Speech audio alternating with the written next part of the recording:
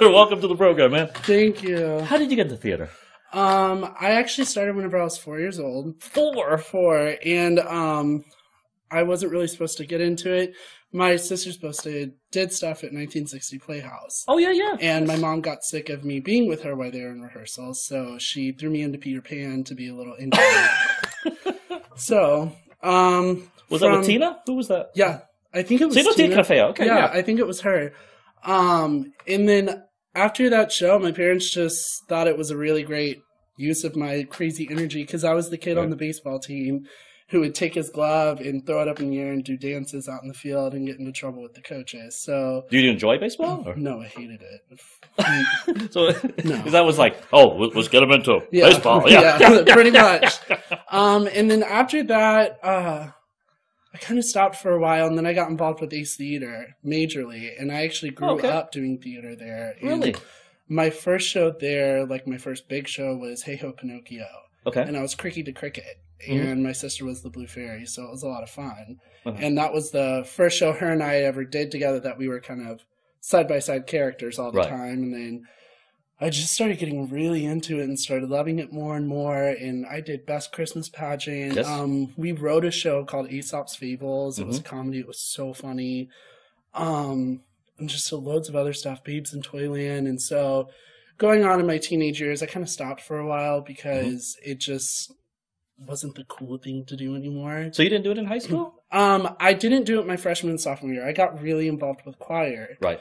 And got really invested in wanting to be an opera singer at some point. Don't know why, but really want to be an opera singer. What was with opera? I love the story and how dramatic it is. I'm a very dramatic person. So just the stories and the music, it was just so gorgeous. I remember my first opera I ever saw was Don Giovanni. Whoa. And I was just so blown away by it. Like, I was sitting there, like, grabbing my mom's hand half the time because I was like, what? Did that really just happen? Oh, my God. And so, come my junior year, they needed guys for the musical, and it was Working by Stephen Schwartz, which is, like, the most random musical you could do at a high school. At high school? Yeah. Okay. And so, I got cast in the ensemble, and then my senior year, they did The Music Man. Right. And I was in the quartet because I was in choir. Right.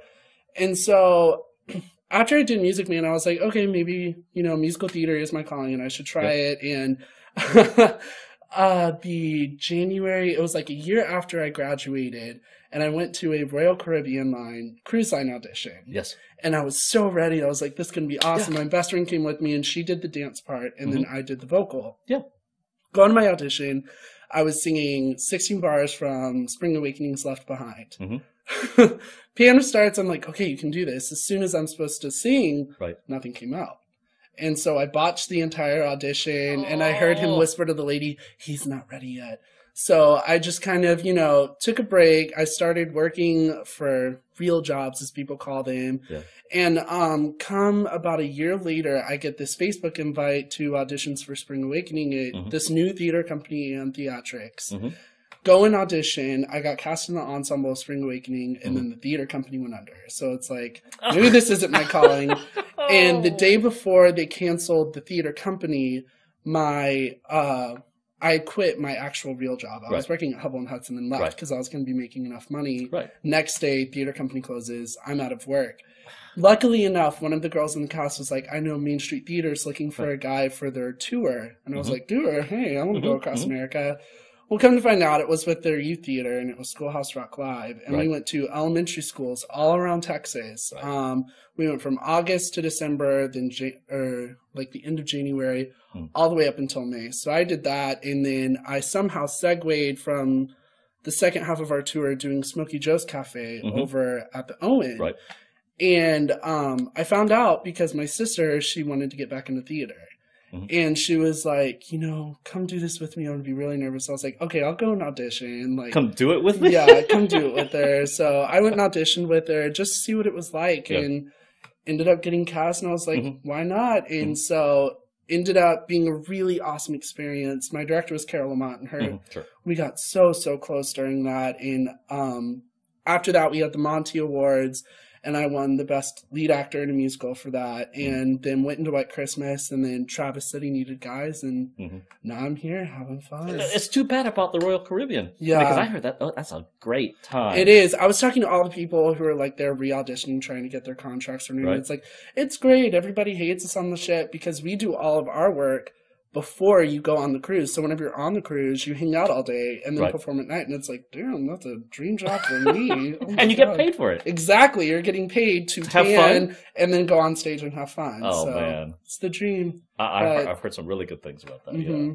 So it's cool. So do you still want to do that? Or? Yes, I do.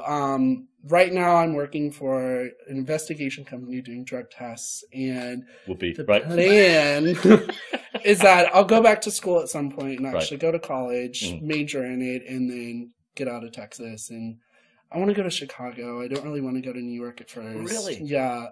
Chicago supposedly has great theater. They do. Great theater. One of my friends, she was in Squalls Rock with me, and she went to college in Chicago. Right. And she was like, that's the perfect place if you want to start working. They do workshops there all the time. So it's a great way to segue from doing a workshop into going on Broadway in New York and then just getting your jobs piling up right after that. But it all just depends on where the work is. So you go where you go. You're obviously a tenor. Yeah. How did you know that you weren't going to, voice wasn't going to change and you something like baritone, bass, or whatever? Not that it matters. It was in middle school. So it was to the point of my voice being so high in middle school. I'd pick up our house phone, and people would start talking to me, thinking I was my mother. Right. So it was just awful. Liked. Yeah, she loved it because it was people that she didn't want to talk to. Right. So, come freshman year, my choir teacher in high school was like, I really hope your voice doesn't drop because you have such a pure sound to your voice. Right. And at that time, I was still learning to sing opera. Right. And so he was like, I'm just going to try and train you to be like the best tenor you can be. So I guess with all the training and stretching my vocal cords and, building up the stamina to be able to do it, it just never changed. So well, that's not a bad thing because when I listen to music, I'm going, oh, that's for a tenor. Can't sing that. Yeah. That's for can't sing that. It's like, why is all the music for tenors? Yeah. It's awesome. I love it. I mean, every now and then, like Josh Groban. Okay, he's more like baritone. Okay, that's right. But most people, it's tenor. And then there's like the tenor, and then there's like the crazy Billy Porter, Adam Lambert style, which I strive to be, but I can't do it. Well, I think you like even like Thoroughly Modern Millie. Most of the good parts are for the tenors. Yep. Can't do that. Oh, well. But that's cool. What haven't you done yet that you'd like to do? Spring Awakening. But you were prepared for it. I was prepared, but I'd like to actually perform it for people. Actually have an audience. I'd love to do Hair. Oh, Hair would be awesome. I've really become obsessed with Book of Mormon. I'd love to do that show because it's a really great tenor show, and B, it's hysterical. It is hysterical. It is hysterical. Oh, man. And there was one that I was talking to. Next to Normal. I would love to do Next to Normal and either be the son or the boyfriend. That's just, I saw that with my mom in New York, and it really changed my view on musical theater. And after I saw that, after I graduated, I was like, okay, this is what I'm meant to do. Like, I need to be here and be able to do this. And it really just touched my soul, and it touched my mom's soul. And just, I'd kill to do it. So wait a minute, you said change your idea of musical theater. So were you down on musical theater for a while? I wasn't a downer. It was more doubt in myself, in me doing musical theater. And so, I mean, whenever I saw that and I saw the people, it really brought to my mind like, this is possible and you can do this and you can achieve your dreams at some point. So it really just changed my perspective of putting me down and putting, my friends who are like, I want to perform for a living. It's like, you're crazy. You're never going to get it. Like 1% of the people who go to New York actually make it. And so I just had that in my mind. And now I've started to become more, it is possible if you just put your mind to it and you work and you practice. It can happen. So that's how it changed me. I was just talking to Larry Gatlin and asked him, well, what would he tell people that just really want to do it? And he says, go for it. Give it like 5+ years. And give it your all, and if you don't make it, well, fine. But at least you tried. Yeah, and I always go for it. Just go for it. And I always promised myself I would never get old, have kids, and then think back on my life and say, I wish I wish, or what if I would have gone to that one audition? What if that was it? So that's just kind of my perspective with musical theater now, is I never want to have any what ifs in my life. Right. What's your favorite TV shows? I love Smash. Smash is wicked awesome. Wicked piss up. I'm a Gleek. I like Glee. I do like Glee. I've also gotten really into The West Wing. Watching that on Netflix. Yeah. Holy crap, that's such a good show. I love it. American Horror Story is another really good one. I really don't. Those are really the only ones I watch. I don't watch all. Right. That's assuming that you have the time to do exactly. this. Right. This is whenever I actually can go home and not have to go to bed for work the next day. That's right. You know, I wasn't really into. I heard a lot about Glee, and I said you got to do it, and I ended up watching Glee on the plane. It was the concert.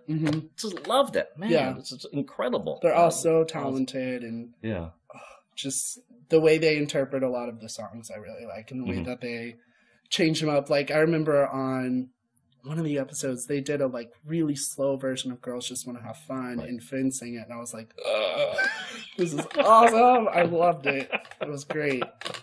Where are places that you'd like to go that you haven't been yet? Paris. Paris, really? Yeah. My sister lived there, and I'd be obsessed with it. My best friend is from Edinburgh, Scotland. I'd love to go to Scotland, especially because I'm underage and I can legally drink there. Toronto would be really great, and I'd love to go somewhere in Africa because I've heard it's just so gorgeous, and to really see that other side of life, I think would be a really amazing thing, especially for me because I'm all about, you know, tangible things and, you know, the most expensive things. So maybe I should just go live in Africa for a while and know how lucky I am. But that's why I think a lot of people overseas hate us, is because we're so stupid. We go to these amazing places with the most amazing food that's gourmet, and you go to McDonald's. Like, what? Oh my gosh. It's so frustrating. Asking everyone, if heaven exists, what do you want God to say when you get to the pearly gates? So many things. I don't really know. You haven't done Spring Awakening yet. I know, right? What are you doing with your life? Honestly, I think just because it'd be hysterical, I'd want to walk up to the pearly white gates and watch God go, "Hey girl, hey." That would be so amazing. Hey, thanks, man, for being here. Yeah, thank you so much. I appreciate it.